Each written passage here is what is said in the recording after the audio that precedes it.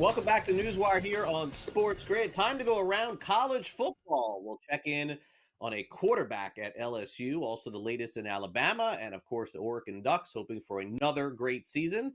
It's time now for the SportsGrid Sound Off.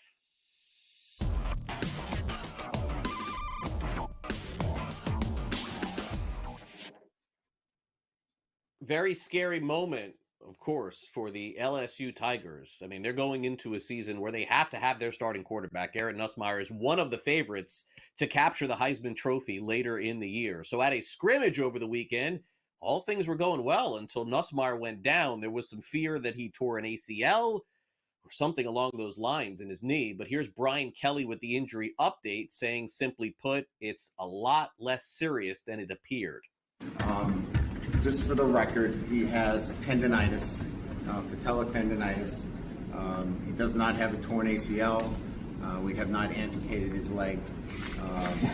He has a PO'd, and you know the initials of that, patella tendon. He was out there today throwing. Tomorrow he'll be back out, most likely in a practice situation. So I thought we'd calm everybody down. And a lot of that is due to his 2023 Osgood ladder surgery that he had, where the tendon was irritated back then. So this is just chronic. Peed-o'd it a little bit, and we'll calm it down, and the world is still around. Any long-term effects or any concerns? It's tendonitis.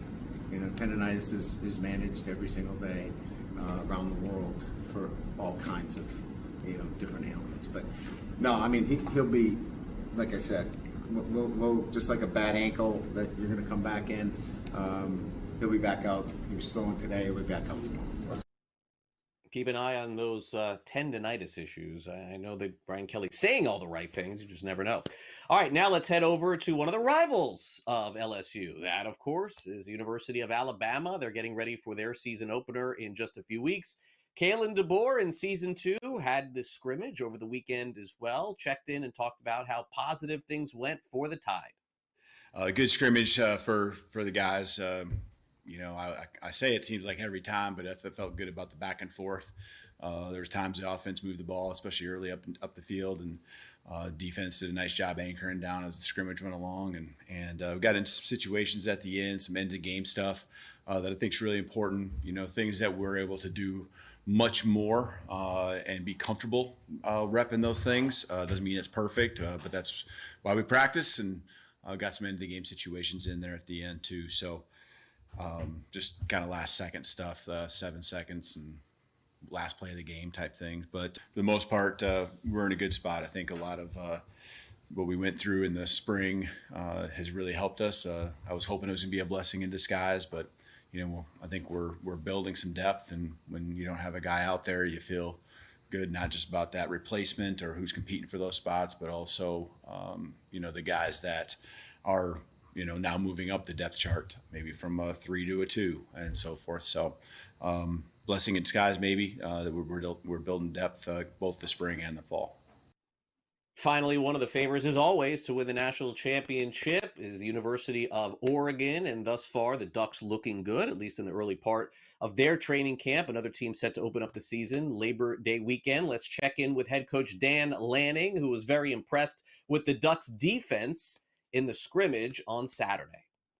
Really solid first scrimmage. Walked away healthy, which is always a plus here in fall camp. Being able to attack it, I think defense probably won the day today.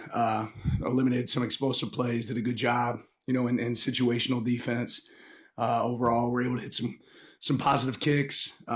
Overall, protected the ball relatively well on the offensive side of the ball, but certainly a physical day and a good day for both units. I don't know that anything necessarily stood out.